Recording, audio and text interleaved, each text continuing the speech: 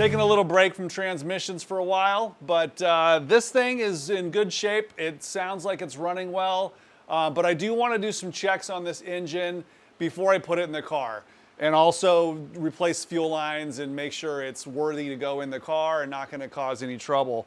So what I've done so far is I've ran a whole can of SeaFoam through the engine while it's running. It gets injected right into the intake just below the throttle body. And that's really kind of cleaning the engine after it's been sitting so long. I noticed when I did the exhaust that there was a lot of carbon buildup on the cylinder heads.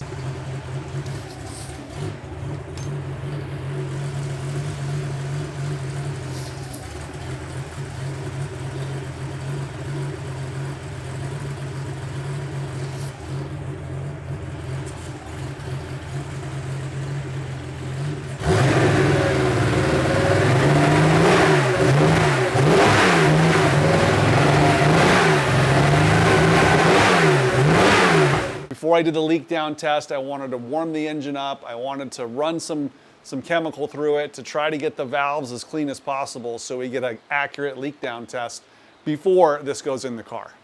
This is my leak down tester, a pretty simple device actually.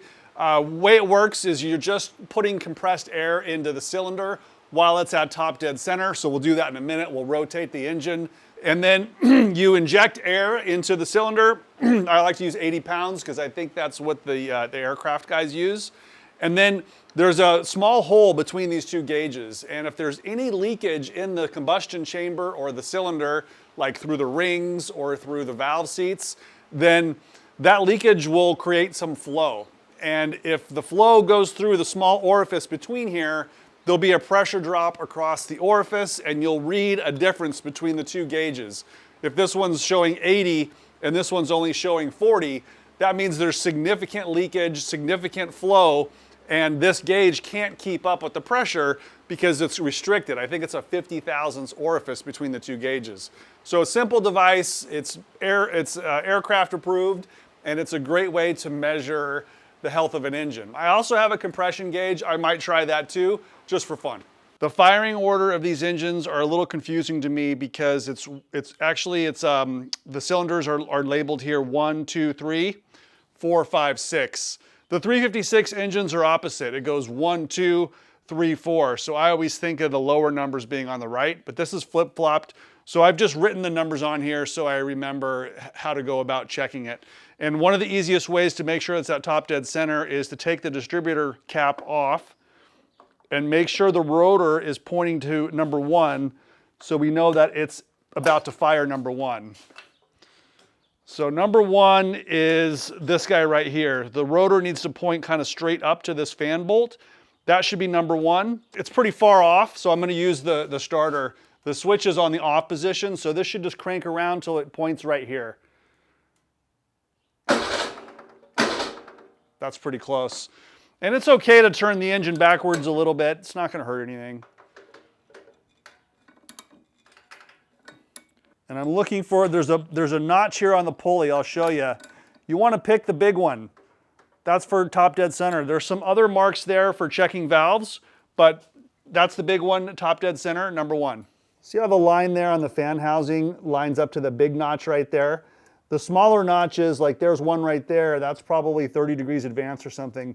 But you want the big one there, and then the rotor should be pointing to number 1. There's also a little notch here, I think on the distributor. You can see there's a notch right there on the distributor body. So that means that it's at number 1 right now, so we can measure the pressure here in that cylinder. Go ahead and pull this off, take the spark plug out.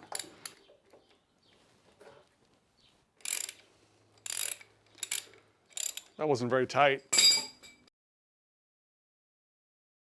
It's got some black soot on it, but like I said, I haven't driven this engine hard in a while, and you can see it's kind of brown, black, not horrible. Then the end of the leak down tester is got the correct threads on this, and it has an O-ring as well, so you don't have to cinch this down super tight.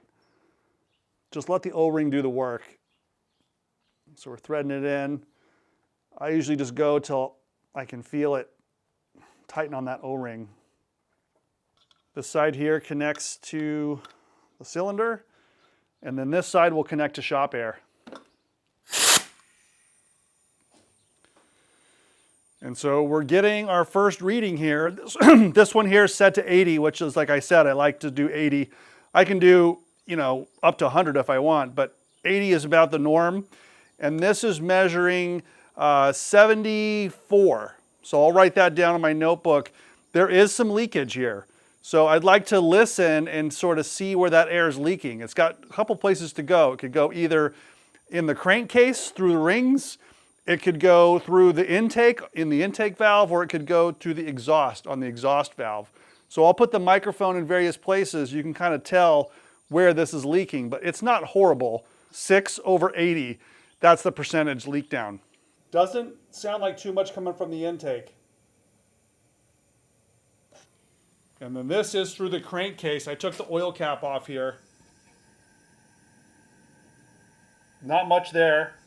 Most of it is coming from the exhaust.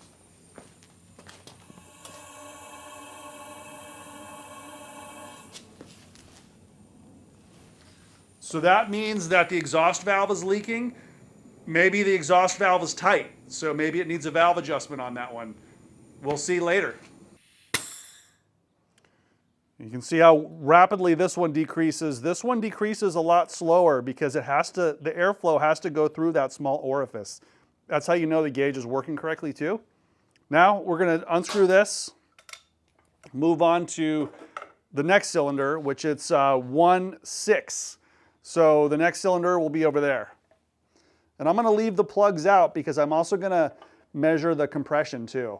So we'll turn the engine, it's 120 degrees, so that the rotor is going to basically turn clockwise to number 6, and 6 will be at top dead center.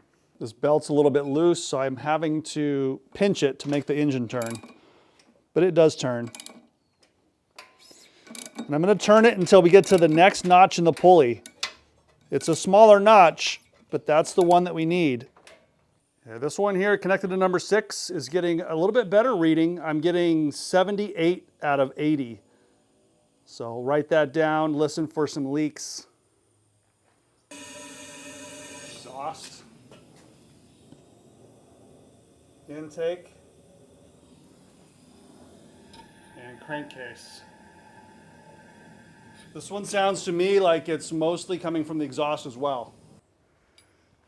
And next up, cylinder 2.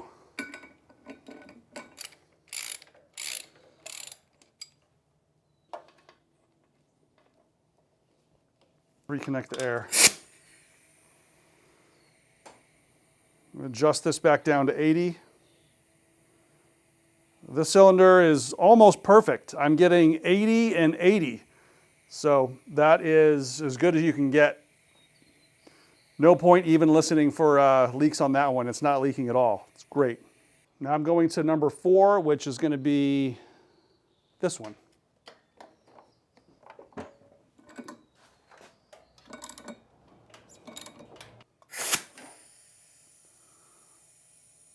Okay, now that time we had a problem because I must not have had it perfectly all lined up, and it moved the engine. The air pressure actually caused the engine to turn, so we need to make sure it's in top dead center number 4.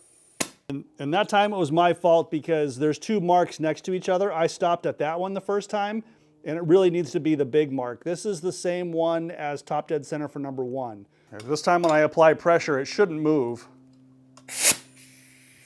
Yeah, got it. So dial it back to 80 so the math is easier. And this one is pretty much 80. I'm going to call it, I mean, if anything, it's 79. I'm just going to call it 80.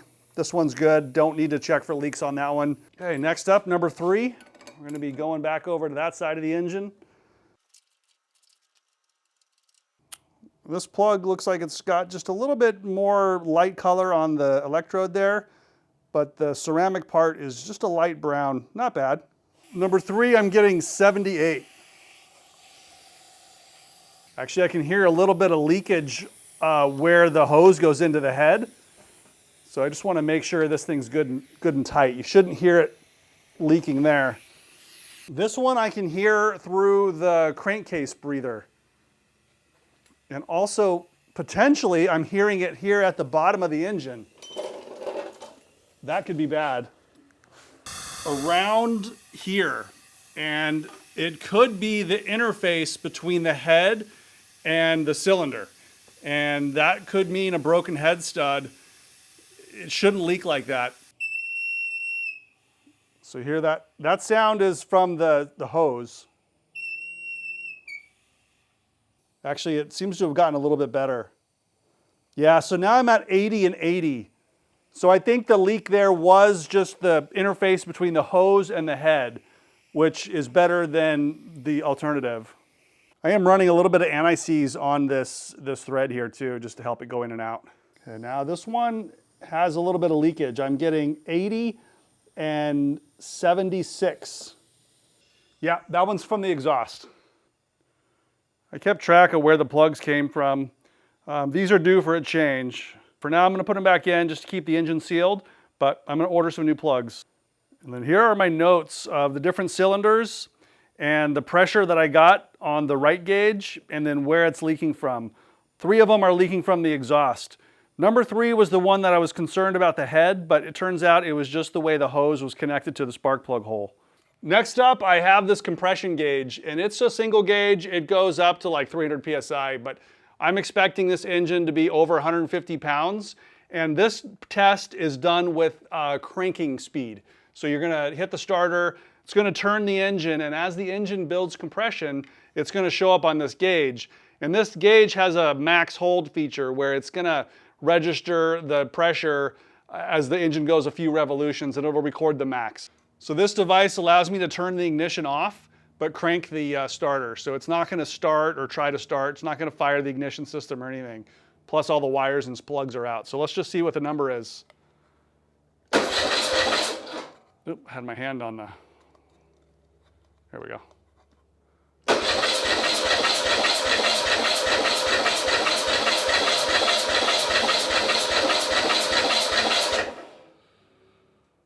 All right, that's pretty high. I got almost 180. So that's 160, 170. I'm gonna say 175, maybe even a little higher.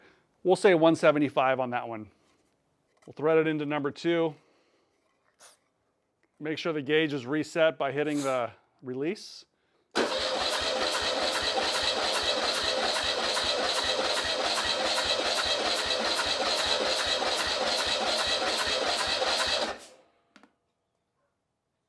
Okay, that's kind of weird because this one went to 190, which I think that's pretty high.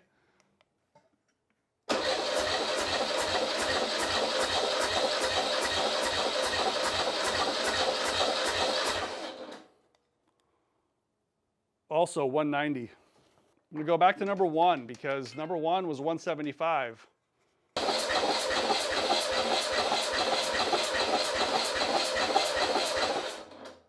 It's 180, so I'm gonna gross it up to 180, only because I let it crank a little longer. 190.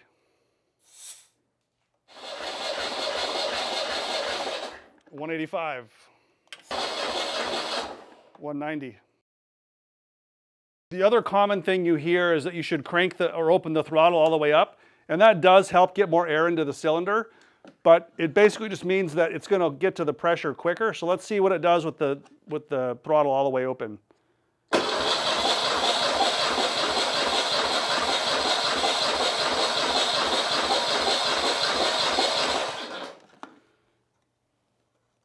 don't know if you can see that, but it's kind of right there, 190. I got the exact same number with the throttle open versus throttle closed.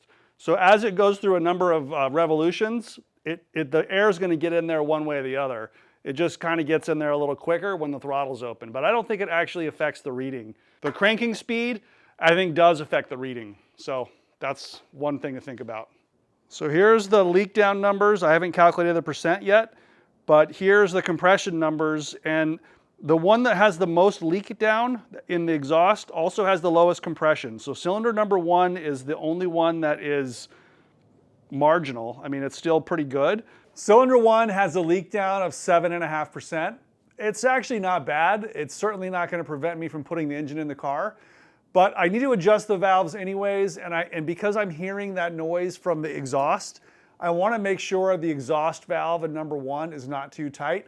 So I'm going to pull the valve covers and start doing the valve adjustment procedure. The engine has been sitting for a while. It's completely cold. So now is the time to check the valve lash.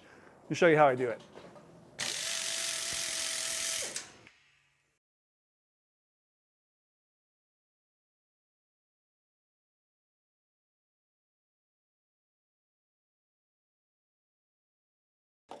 It's actually the same exact procedure as checking for leak down. You just want to make sure it's in top dead center for number 1. So the rotor here is pretty close. I just need to line it up with the mark, and then we'll check the valve clearance. All right, now we are looking at the exhaust rocker. So this is for number 1, and I can feel and you can hear that there's some clearance there. So it's not a tight valve on number 1, and that's good that it's not tight, but it's something we're gonna have to monitor, because if it gets much worse, then a rebuild is possible. Or it could just be that there's a speck of carbon on the exhaust valve, and that might go away when we drive it hard. It could just get cleaner and start to run better and seal better. The other thing to note here, these right here are the head studs. One of the concerns I had with number 3 was that it was potentially leaking there, but it turns out it was not that. It was just the way that the hose was attached to the spark plug hole. But you can see here, there's 1, 2, 3, 4, 5, 6. If those head studs are broken, then those would be loose, and you would see it just laying in there, vibrating loose. When we get to the upper part, the intake, that's where the other remaining 6 head studs are. So you can check those while you're doing a valve adjustment. This is one way to check the valve lash, and I think it's the most accurate and most foolproof way to do it. This little block it's actually a 3D printed block. This is something that I thought about making actually out of aluminum. So I still might do that, but anyways, it holds a dial indicator there. So when I actuate the rocker with my finger, you can see how repeatable that number is. It goes from 0 to like 6.5. 0, 6.5, 7. So as you rock it around, you can see the valve lash, and this is, I think, pretty loose. I'm going to check what the valve lash is supposed to be on this engine, but I know on a 356 engine it's supposed to be 6. But I think on the 911 engines, because it's not a pushrod engine, it's supposed to be less.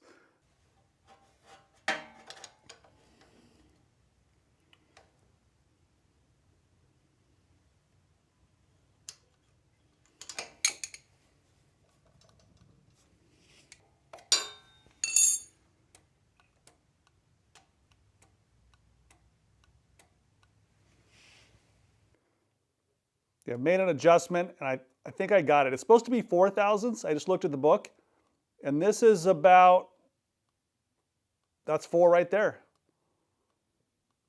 So you could also use a feeler gauge up in there.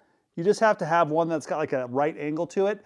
But I think that when it's so far away, it's hard to feel the drag when you got that right angle to it. So I like this dial method. Let me know what you guys think. And while we're here, I'm going to check the intake valve. I don't think it's tight, but we should at least know if it's loose.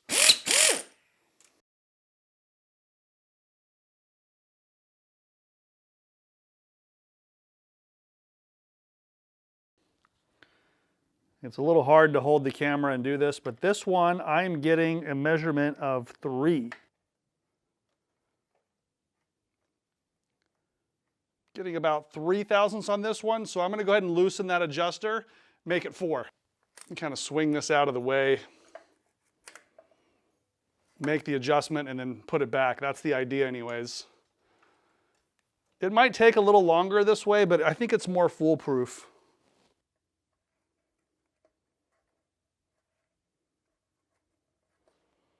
That's a pretty tedious procedure of going through, turning the engine to top dead center, just like I did for the leak down test, and checking those valve lashes. But the valve lashes are very important. You should check it when the engine's cold. It's part of the normal tune-up procedure. I think on these engines, because there's no push rods, I think it's like every 12,000 miles or something. but you want them to be all 4,000s and even at least. Also, I need to order a whole new valve cover kit and new gaskets because I know these are leaking. But for now, I'm just going to put it back together so there's no dust on this side. I've already adjusted all these valves. Everything was in spec or close to it, so no alarms here. I just want to put it back together. Also, while I was here, I checked to make sure none of the head studs were loose, and I didn't find any loose here. Another critical piece before I put the engine in the car is to replace these rubber fuel lines. You can see that's flexing right there. It also continues over to this bank of fuel injectors. I also don't think I'm going to have the fuel injectors flow tested and calibrated to make sure the engine runs as good as possible because it's easy to access them right now.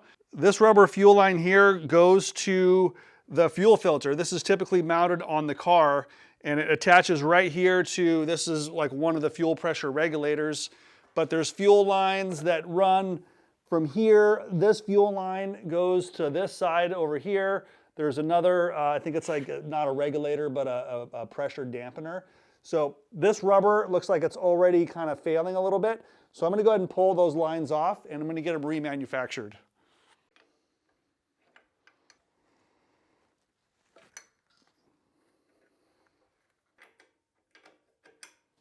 So as much as possible, we use these like line wrenches to try to break these guys free.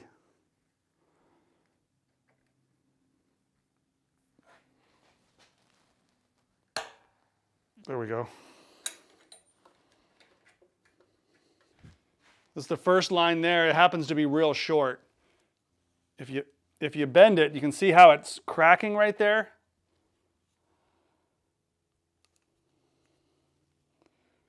That's what you don't want in your engine bay.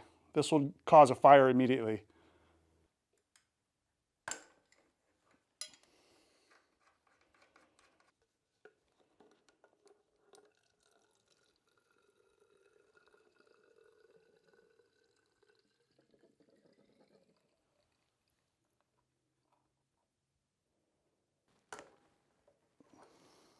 There's another fuel line. It's got some markings on it. I don't know how to read the date codes on this stuff. This one doesn't show like any cracks like the other one did, but doesn't matter. I'm just going to replace it.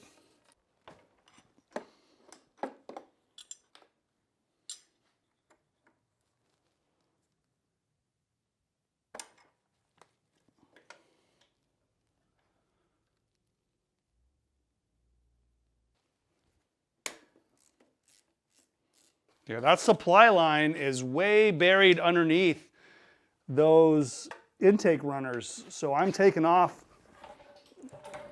this fuel rail and also this pressure regulator here on the back, just to be able to snake it out. Now, to do this in the car, I think it's possible, but it would be such a headache. Looks like the throttle linkage is in the way as well. I got to pop the throttle linkage off. There's a little test port right here, and this wire is wrapped around the fuel line. There's one arm of it.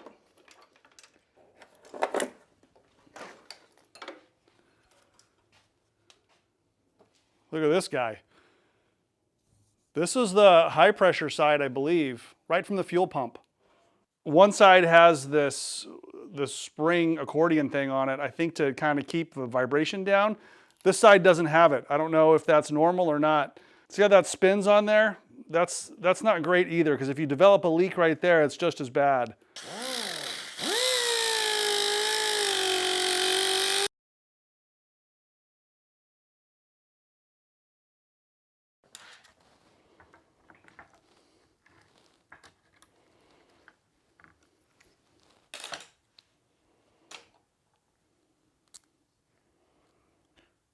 So this part of the fuel line is rebuildable. This part of the fuel line is the one that is flexible and you know, obviously needs to be replaced. So I'm going to take apart all those fuel lines just like I did this one. Like I said, get these replated and take it to a professional hose shop that can put these, they'll put new ferrules on, and they crimp it just like the factory did. So it's way better than using hose clamps or anything else on these factory fittings. And it'll all just bolt right back together. So I'll give them this piece for length and they'll just remake it with fuel injection hose.